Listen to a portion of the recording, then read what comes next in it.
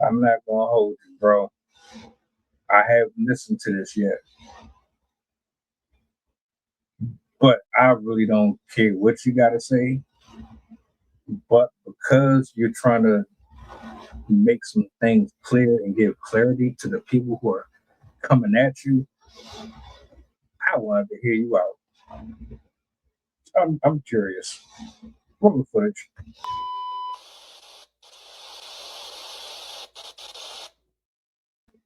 What's going on, y'all? I'm not really one for resolutions or nothing like that, but I do have one that I'm going to be leading with a lot more vulnerability and openness in my work, in my life, whether it's here on the internet, all my platforms and shit, or if it's on that stage, And in order to do that, I got to really do that. So I wanted to address something that's kind of this, I guess, been around for a long time, 5 years now, and but I've never addressed it. I know a lot of people talk about me dating Kenan Thompson's ex-wife, and how that came to be, and I'm gonna just tell it to you straight, man. It wasn't no plan. I saw everything that everybody said. Every single thing that everybody said, I saw it, And bottom line is, I'm not the type of person to scheme on a person. I'm not the type of person to even date somebody that like one of my homies has dated. This is a very unique, nuanced thing that happened. Saying that you would never do it and then you actually did it. Is it? The irony. The irony. We were all cool. There was not. I was never like hitting on. There was never nothing crazy until it got crazy. Bottom line is, I while I was at the show, I had some pill issues. I had some pill problems. Nothing too crazy, but crazy for my black ass.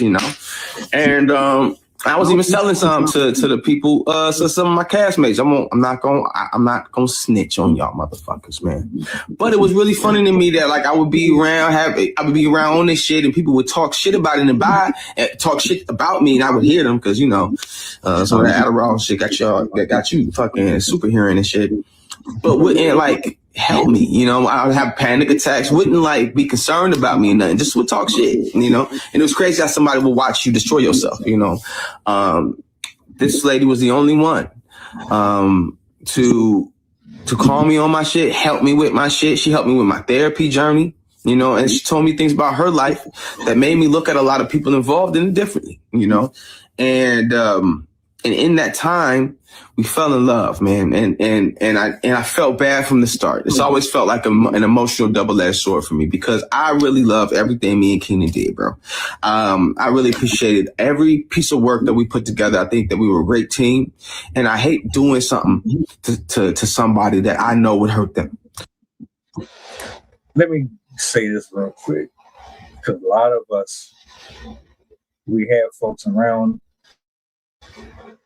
We smoke with them, we drink with them, and it's fun until the high goes away and the pain is still there, but you don't still have those same people around you when it's time to try to come out of that stupor and get your life together, or to have them uncomfortable conversations about how your mental is, how your spiritual is. But as long as you supplying and you can give them, they everything in the world to you. Now here's another thing I want to point out too, and this is why I'm a very private person, and I advise people who have relationships to keep them private. It's because of situations like this. This man and Kenan, y'all been on the road. You've seen things. Y'all done things together. So much so to the extent that y'all eventually will start looking at each other like brothers at some point. That's a different level of intimacy on a friendship level. When you become so close to somebody that you can consider them family, they start to learn things about you in and out the house, that type of stuff. And you're telling me that you have a drug issue and you have some other things that's internally beating you up going on while you have fake friends and fake supporters around you, not trying to pull you out of that. And then here comes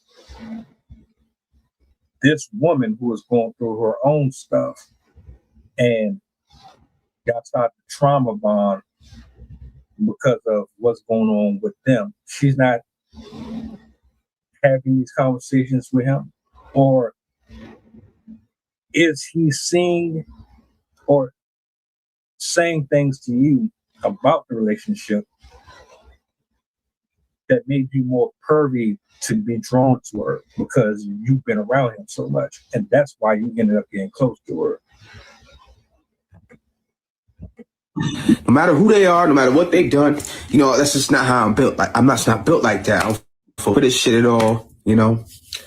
But I did choose love, and that's what this story is.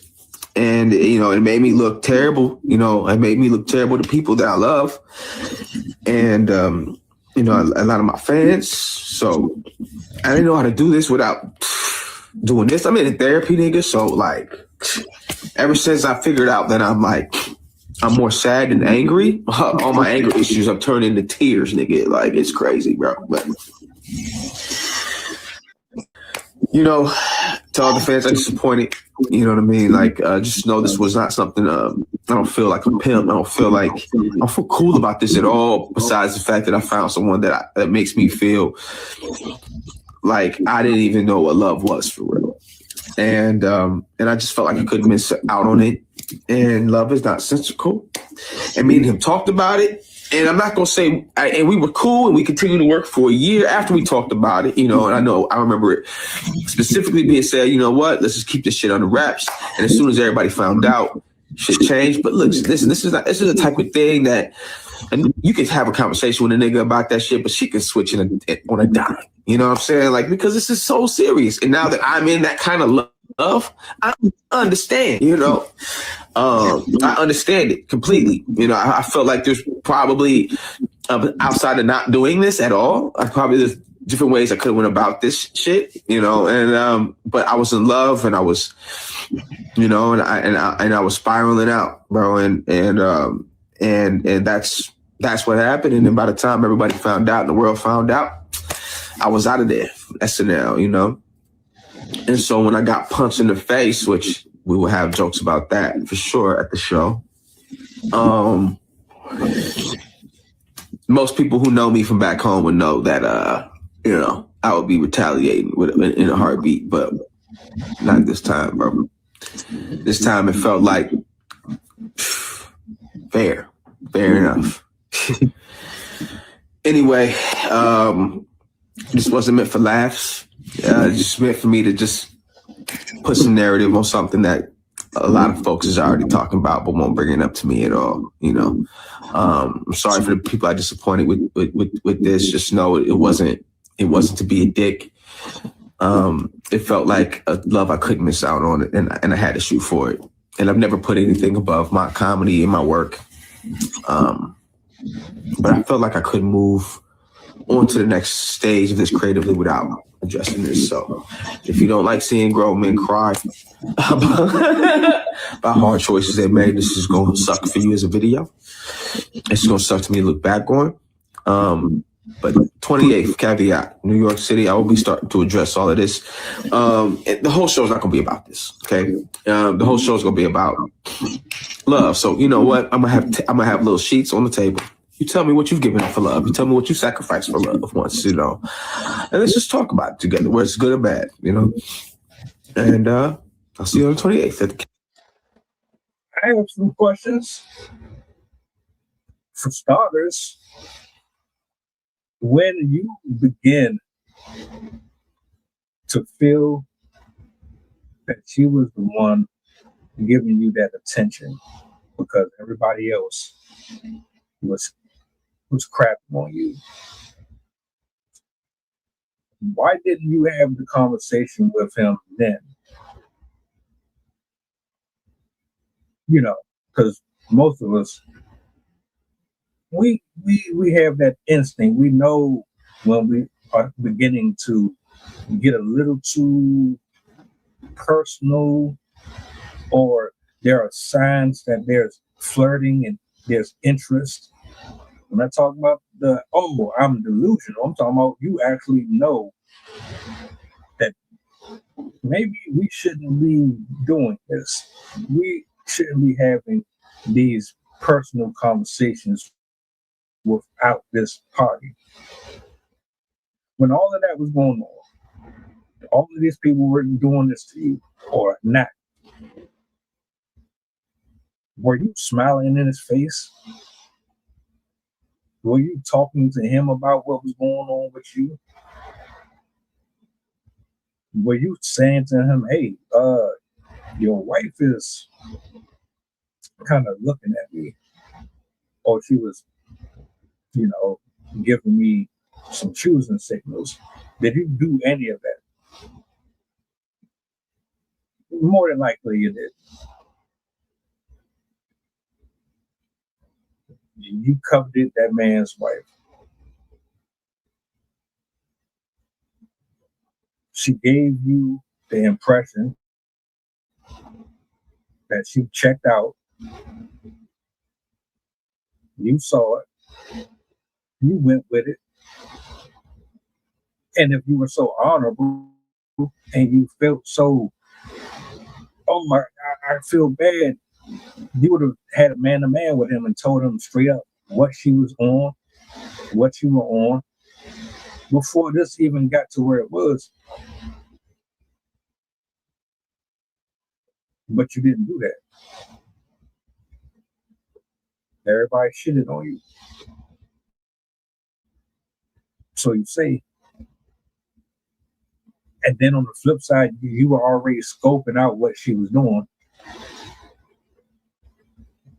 You saw the dangers in it. You saw the risk in it. It excited you. You played the game with her.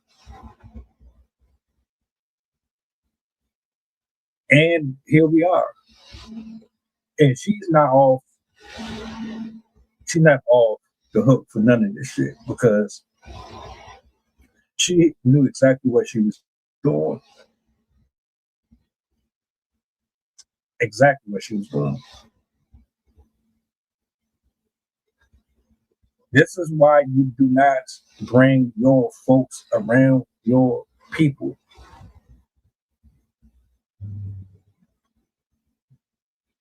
Family and all that, I get it.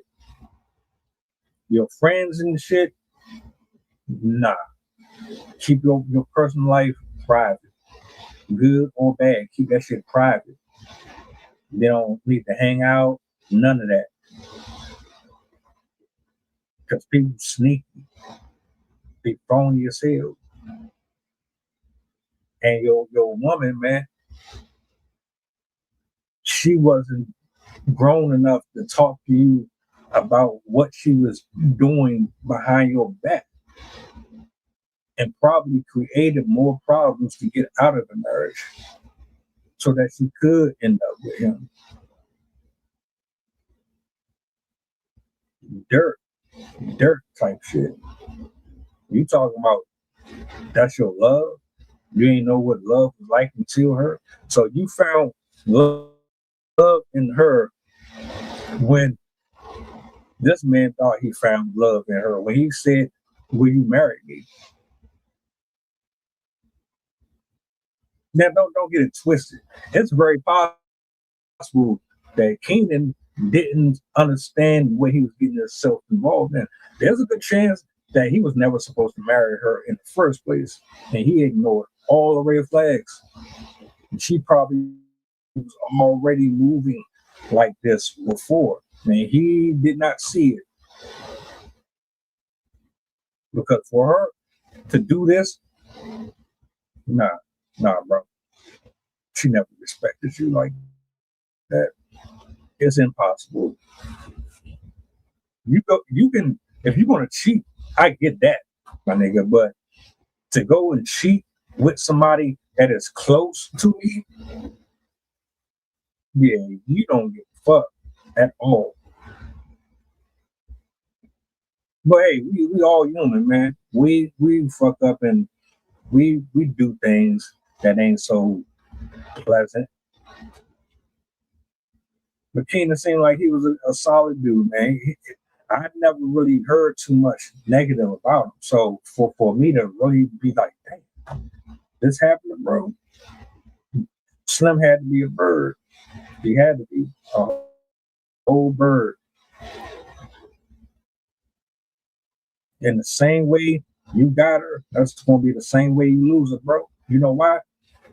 Because of the level of respect that she had for her actual husband. If she could do that to her husband, why you think it's not going to happen to you? Y'all tell me if I'm tripping. I don't know, bro. I ain't mad at the honesty, but you got a rude awakening coming, sir. You think that it's going to be sweet and y'all going to live happily ever after, bro. Welcome aboard the flight. This is pilot Pusha talking. We going back to Memphis and coming straight from New Orleans. The estimated time of arrival is about an hour, and I can turn your ghost if you try and play with my power. So when you look up and see the sun flashing, stay in your seat. If the flight attendant say you making trouble, then we got beef. The turbulence might get rocky. You better not spill your food. This